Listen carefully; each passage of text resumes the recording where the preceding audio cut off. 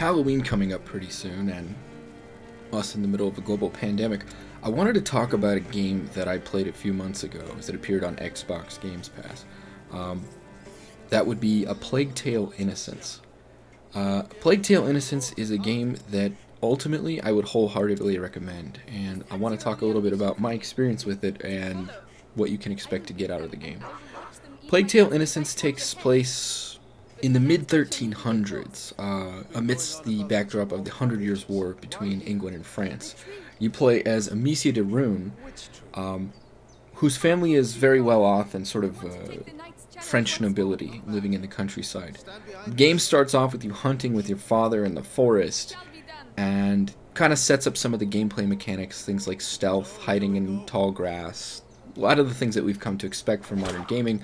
And Amicia is really better at avoiding conflict and getting into general conflict, but the game is going to teach you the few offensive capabilities you have, namely a slingshot, where you'll use it to try and hunt some boar. After that, you and your father descend down a path as the forest becomes darker and darker and darker, and then all of a sudden something happens, and I'm not going to provide any spoilers, but essentially after fleeing this horrific event, you make your way back to your parents', I guess it's sort of a castle, but or a homestead, some sort of manor, let's call it. And it's under siege by unknown forces. So after that, it's up to you, the player, Amicia, to find your little brother Hugo and escort him off the property. Your father's engaged in trying to keep the property safe, and your mother's trying to secure your brother. You have a sort of strained relationship with your little brother. He's a lot younger than you, and in addition to that, he is sickly and recluse. He's basically spent most of his life cooped up in a room, whereas you have been out learning how to fight, learning how to hunt, learning how to care for the manor and animals and all sorts of stuff like that. So there's a bit of a disconnect there. But he's very young. I mean, we're talking about maybe 4 or 5. He's a very young kid. So in the opening of the game, there is a lot of horrific imagery. There is a lot of very gruesome violence. And you yourself are only about maybe 13. And your brother is, between 4 and 6. And with the ease, the facility with which life is lost in the beginning and how fragile it all seems, set against the protagonists of the game, which are you and your brother, it really is a kind of startling opening. And because of the sort of narrative tricks performed in the beginning of the game, it really gets you attached to these characters and really makes you want to care for them. And also it establishes very quickly how dangerous the world of A Plague Tale: Innocence is. Anyways, you and your brother escape the manor, and most of the game is you and your brother having to fend for yourselves and just navigate the countryside, trying to not get detected by the invading army, not get killed, and of course avoid the rat plague. The rat plague in this game, the way that the plague is manifested it's very strange. So first of all, there is literally a plague of rats, as in a plague of locusts, and these rats will descend upon people in great numbers and strip them to the bone in seconds. And the only thing that they're afraid of is light. So that's one manifestation of the rat plague. But then there's also an actual plague, like bubonic type plague. I don't think it is the bubonic plague, but it is definitely something that is making everyone sick. There's a point where you and your brother are going through a town and all of the doors have red X's painted across them for quarantine, or for the inhabitants are dead inside or something. I thought that was a little weird. I was like, okay, well, I thought the rat plague was sort of a metaphor, or I thought it was like an actual allusion to a real disease that occurred at some point in history. And also I didn't think it was like, when you see these swarms of rats like devouring everyone and everything in their path, you're like, well, that seems to be a little bit more immediate and scary than slowly coming down with an illness that may or may not kill you. I don't know. So I think the inclusion of an actual plague was a little strange, but whatever. Anyways, the point of the game is to make it through and keep your brother safe, essentially. Gameplay involves, there's sort of two modes. There's sort of walking simulator mode where you're just walking through and maybe you'll talk to characters, or maybe there will be sort of cinematic set piece events. Another mode of gameplay is the fight or flight, or usually flight, a little bit like Outlast, where you're going to have to be running away from enemies and having to think on your feet and jump over obstacles, and you'll be given little puzzle challenges where you might have to move physics objects around and things like that to scale a wall. And the third part of gameplay would be the stealth gameplay. So there's about 4 pillars of gameplay. So the third pillar of gameplay would be the stealth aspect of the gameplay. So a lot of times you'll come across squads or garrisons of troops reconnoitering a certain area, and what you'll have to do is sneak through it. Now, it's not fantastic stealth, but you know, it's I personally have an issue with how dumbed down stealth is becoming in games, but it's very functional and pretty consistent for the game. As in every other game you've played in the past 5 to 10 years, you hide in tall grass to stay stealthy. There's no staying in the shadows, there's no line of sight issues or distance from the enemy, or staying out of peripheral view. It's pretty much just stay in the tall grass. And Amicia has her slingshot, and her slingshot allows her to do more than just take out enemies. Because some enemies will have helmets, and the slingshot won't do anything against them, except alert them to your presence. So one thing that you can do is sometimes there'll be cooking pots near a fire, and you can hit the cooking pots to distract enemies to walk away from you. And in addition to that, the slingshot can be used as a tool. I believe you can have flame-based slingshot rounds, so you can set things on fire in the distance. You can use those as a distraction, or we're coming to the fourth pillar of gameplay in a second, or for other things. You can use it for puzzle solving. Sometimes you'll need to hit a rope or a latch holding a rope to get something to fall that will allow you to traverse a certain distance. And then, of course, there's a crafting component as well. Amicia, I think, can upgrade her stealth abilities. I think she can upgrade how much damage she can take in combat. So you can sort of get into combat. You can get hit once or twice before you die. So it's not completely like a game over if you get caught. One thing that you can do is maybe get hit and then find cover and then go back into stealth, and they'll have trouble finding you, and then you can pick them off. And then, of course, you can upgrade your slingshot at some point to take out armored enemies and things like that. But really, stealth is your main tool that you're going to be using. So it's better to sort of sneak around guards. And the fourth pillar of gameplay is that, as I said, the rats are just this mindless swarm that eats everything around it. And the only thing that they're afraid of is light. And so there are large sort of puzzle sections where you're going to have to traverse. I think one of the most poignant ones for me was traversing a large battlefield, just riddled with the dead. I mean, and the graphics in this game are exceptional. They may not be like the highest quality in terms of technical proficiency and technical quality, you know, but what they are the people who made this game knew exactly what engine they were working with. They knew the limitations of it. They knew the artistic vision they were going for, and they basically made sure that that vision came across no matter what, because they knew the limitations of the technology, so they knew how to work around certain aspects of what their graphics engine could do or couldn't do to still present what they wanted. And ultimately what this creates is a beautiful looking game. It is gorgeous in all the best ways and all the wrong ways. And that battlefield is probably one of the big set pieces of the game for me, where, you know, because you know that not only is the actual disease plague manifesting in all of these corpses, but it is drawing in the actual rats themselves, because they feed on anything, and especially a bunch of dead bodies on the field. And the level of detail and the artistry that went into painting this battlefield is just sort of awe-inspiring. And again, because the game really like hits you when it starts with like, this is a dangerous world, anyone can die at any moment, you need to watch your ass. Seeing that, you think to yourself, holy crap, we are so screwed, you know. This is shit is serious right now. So that's a great part of the game where you have to traverse the battlefield, and you'll have to use different things like like I said, flame slingshot rounds and setting things on fire and all sorts of other stuff to keep the rats at bay. And there's going to be a lot of gameplay mechanics about just traversing small sections of space that are just completely swarmed with rats. You'll have to find torches, you'll have to light things on fire. And a lot of the things like the torches and the slingshots, they have like a limited amount of use that they have. So basically like a torch can burn out very quickly, so you have to be very careful about when and where and how you use torches to traverse the environment. Some of your slingshot attacks will keep the larger swarms at bay, but only temporarily. So you really have to focus on maintaining forward mobility while also dealing with threats as they come at you.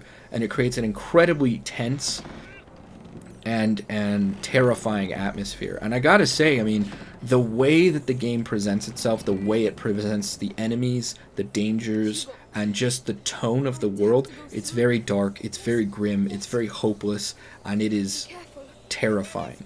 And the fact that you have such tiny innocence with you.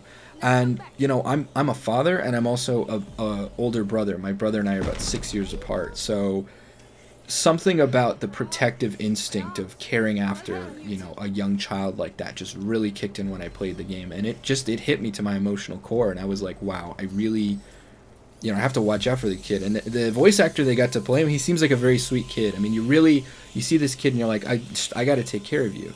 Like, you seem very innocent and small and helpless, and you know, this is a dangerous world where the rats will literally eat the flesh off your skin, and it's just horrifying to think of any, you know, especially if you're a parent, it's horrifying to think of those things.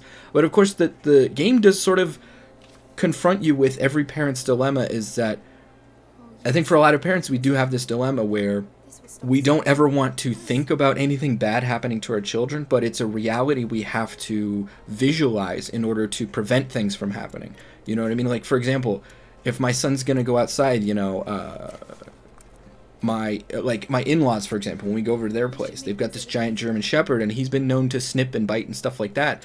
And I don't want to think about a dog that size getting anywhere near my son doing anything violent, but it's something that I have to visualize and think about in order to anticipate the possible outcomes of any situation to protect him from something. So I can say, you know, let's stay away from the dog right now, or, oh, you know, why don't you stay with me, or always keeping a distance, or always standing between me and my son and the dog and things like that, because I'm always thinking about, like, okay, what's the worst possible scenario that can happen here? And it's heartbreaking to think of, but you have to do it if you want to keep your kids safe. You know what I mean? And this game sort of confronts you with that, with the horrible things that can happen to both characters. The story is really well done as well. You'll meet some characters along the way, and there's some moments of levity and some moments of brightness and even possibly happiness. But then you just descend back down into the murk, and it's really an intense experience. I would say that the actual gameplay mechanics, I mean, I would compare it to possibly something like Uncharted, where the gameplay is not always necessarily the focus of what's going on. The gameplay is there to sort of build a foundation, to build a story around, and large cinematic set pieces, you know. It's not super fair to Uncharted, but a lot of Uncharted can sort of be like that, where you're spending less time platforming than you are watching cutscenes or doing, you know, sort of quick time events or, like, you know, timed trials and stuff like that to create this sort of cinematic urgency and excitement and action. And the shooting, I've always felt in Uncharted, is very sort of out of place, and not out of place, but it takes up too much time, and it's not as interesting as everything else going on in the game. And it's sort of, for me, it bogs it down, and I don't really enjoy Uncharted as a shooter. I enjoy it as like an adventure game and a platformer. But basically, a lot of times when a lot of portions of the Uncharted games will feel like they are mostly cinematic and not much else, you know, whereas that was sort of the vibe I was getting with A Plague Tale: Innocence, was that it was going to be largely about set pieces and the story and cinematicity and things like that. And while that's definitely true to a large extent, I will say this, is that there are many points in the game where they give you an arena, like little stealth arena, and you have to figure your way around it. And I'm not saying other, Uncharted doesn't do things like this from time to time. I'm saying that it's a little more frequent in this game. There seems to be more of an even footing between the actual gameplay of the game and all of the storytelling and all of the cinematic set pieces and all of the cutscenes, to where your upgrade choices that you make in crafting and the approach that you take during stealth sections are all going to make a big difference. And even in puzzle solving, it's very important to go off the beaten path, to find extra crafting materials, to find extra resources, to make sure that you are able to tackle the next gameplay challenge. Whereas it's not as important in something like Uncharted, and it's really more of just about finding secrets or finding the extra treasure or things like that. So I was surprised that there was as much emphasis on the stealth and on the gameplay mechanics, because this could have very easily devolved into just, all right, cinematic set piece walking simulator, cinematic set piece walking simulator, chase sequence walking simulator. There is a little bit more emphasis on gameplay. Also, it's very much a puzzle game. Like I said, there are large sections where it's very important there are some really challenging puzzles that are going to make you think about, okay, how do I do this? How do I do that? And the other thing is that they're kind of free form. A lot of them are based on the simulated systems in the game, like the rat swarms and things like that. So they're not always going to work the same way twice, which is a problem with consistency in terms of determining a solution. But it also means that you're going to get unexpected consequences sometimes for the worse, sometimes for the better. So it is interesting that a lot of the puzzle solutions are not necessarily as pre-baked as they may seem. And I don't want to drizzle it with too much praise, because it is, at the end of the day, a very linear affair, but I was just surprised with how much freedom and open-endedness they do give the game at some points. But make no mistake, this is a very sort of story-driven, linear, cinematic experience. And that's not a bad thing. And in fact, of a lot of the cinematic games that have come out in recent years, especially a lot of the PS4 exclusives, I would say that this one was one of my favorites, and I think it has some replay value, because, like I said, there are different gameplay choices that you can make. I think sort of an interesting example is there's not really a morality system, but Amicia is given the opportunity to potentially save people or not, and I think it is sort of a good moral choice system, because first of all, it doesn't really have a major bearing on the story or even any of your stats or anything as a character, but it does have a bearing on how you solve different puzzles, and the puzzles will be more difficult if you're going to save someone, but that's really the only thing that changes. So if you need to get through a place more quickly or easily, you might solve them in that way. Another thing I like about the puzzles is it's not readily apparent that what I'm really talking about is, there's a great example where you're walking through an old prison, right? And you have to go down a corridor, and you're holding a torch, so you're pushing back a swarm of rats. And as you get closer and closer, you realize that there's a guy in front of you, and you're pushing the rats closer and closer to him. Now, he's a French soldier. He's definitely on the side of the faction of the people that have been trying to destroy your family and your country. So you may think, okay, well, that's fine. Plus, he'd probably kill me if given the chance. But it does give you a moral choice. I mean, do you take a few extra seconds to try and save him? Or do you use him as a distraction, the rats eating him as a distraction to get away quickly? And then, what was the case in my playthrough, I didn't even know if it was possible to save him. I thought it was just some sort of horrific set piece, like, oh god, like, I'm causing people to get eaten alive by rats. But apparently you're able to save him. And I just didn't think about the problem hard enough, because I assumed that there wasn't that much level of choice in the game. I assumed it was more linear and more concretized than it actually was ultimately. So I did appreciate that about the game. Also, because of the game is boasting a really well-rounded dynamic lighting system, they're able to do a lot of things with light direction and with the fire and all of these things. And the lighting, not only does it look great, but it's a functional mechanic in gameplay, because, as I said, the rats are afraid of light. And we just don't see dynamic lighting in games like this anymore. But because it's so relevant to the gameplay mechanics, it's not only is it necessary, but it looks amazing, and it feels amazing to be in this world with this great lighting. I think I wrote down in my notes here that it was like I put 3 exclamation points. I'm like, it's a game, and that's what I'm saying, is that it doesn't feel like a movie that you're having to press the forward analog stick through the entire time. It feels like a game. Your gameplay choices, I mean, it's not to be confused with Deus Ex or anything, but like they do have meaningful impact, at least on minute-to-minute gameplay. It's important for you to pay attention. It's important for you to understand the game mechanics and try and tilt encounters in your advantage. It's important to pay attention to puzzle-solving elements. It's important to pay attention to the gameplay mechanics so that you have some idea of how to solve these puzzles and what might and might not be possible in the game. So that's what I'm saying. Like there is a larger chunk of gameplay in a game like this than there is in a lot of other more cinematic games, and there's a little bit less hand-holding too.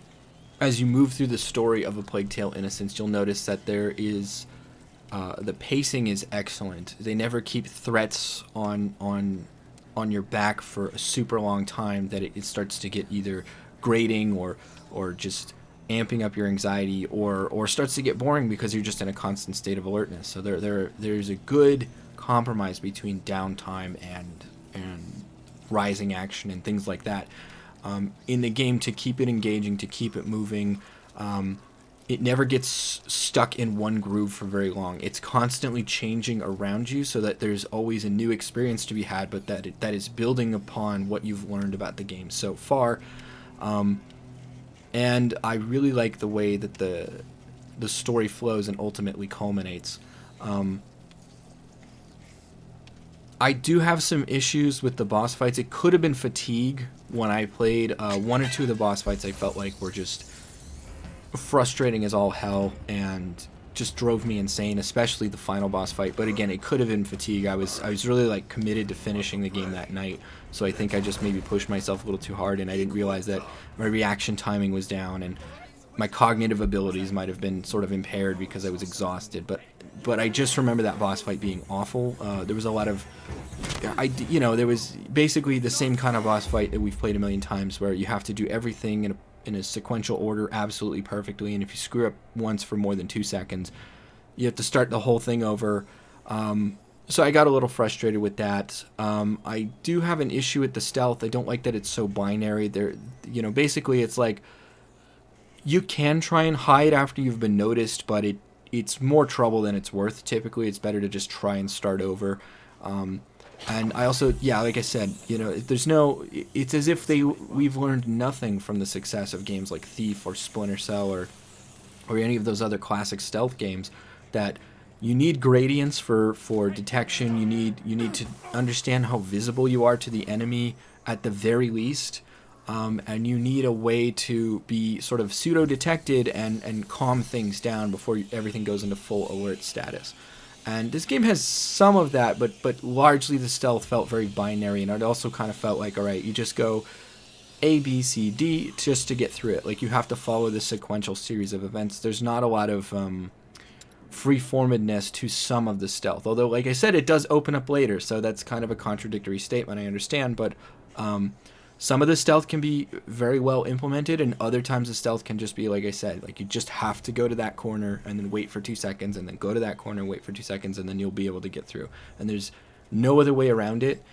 But largely, I really enjoyed this game, and I thought the incredibly dark tone and the sort of serious nature of it and the horror of it. I mean, it's not necessarily a horror game, but it isn't not a horror game. And I mean, it's definitely, there's a lot of grotesque imagery, and there's a lot of serious subject matter, and there's a lot of disturbing elements to the game. So I think it's actually sort of a good game for the sort of Halloween month. And also, since we're all stuck, some of us are still stuck inside, but definitely society has sort of changed dramatically around us because of the pandemic. It's sort of a I guess poignant game to be playing right now. A game about a plague, although they handle the plague in a different way. And like I said, it's not really like there is a sickness plague, but that's not that doesn't seem to be the biggest concern most people have. And especially as a player in the game, I was not concerned about the sickness plague at all. It was just like, well, that'll probably kill me in 3 weeks, but that swarm of rats will eat me in 30 seconds. So I think I know which one I'm more afraid of right now. But anyways, yeah, I just wanted to share my thoughts on A Plague Tale: Innocence. It's an absolutely excellent game. It's a great experience. I mean, it doesn't have a substantial amount of replay value. I played it on Xbox Games Pass. If I had bought it, I mean, I think I would be happy with the purchase, and I'd want to play it again in the future. And like I said, more than a lot of other cinematic games, it has replay value. But I think it's an experience worth having. It's an experience worth being part of and having for yourself. And so I would wholeheartedly recommend A Plague Tale: Innocence. Especially right now, it's got a lot of great sort of spooky, medieval, you know, somewhat, well, not quite gothic, but it's definitely got that sort of dark, moody, creepy imagery. And then anytime you're near the rats or you go into their nests, because they build these like almost like Aliens, the movie Aliens, they build these like aliens like nests that you have to go into that are just dripping with black slime. I mean, it's really, these are like supernatural rats. There's something crazy going on.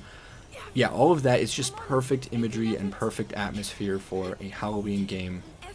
And on top of that, it's a fantastic game that'll really, it's got an emotional core to it. It's got a very sort of different tone and feel to a lot of other games. There's not a lot of other games that are going to give you this type of experience. And like I said before, it's more than just a pseudo-interactive movie. Like, I just played Man of Medan, or Man of Medan, or whatever. And I was sort of, I mean, it was okay, you know, like this sort of Until Dawn game, but it's basically just a movie that you can make a couple of the choices in. But this is much more than that. This is a game. There is gameplay, and you have to get good at it if you want to progress. And you actually have to play with them rather than just watch it. So I did appreciate that as well. Anyways, I hope you guys enjoyed this review of A Plague Tale: Innocence. I'll be having a walkthrough, my personal walkthrough, up on the channel as well after I edit this review. Thanks for watching.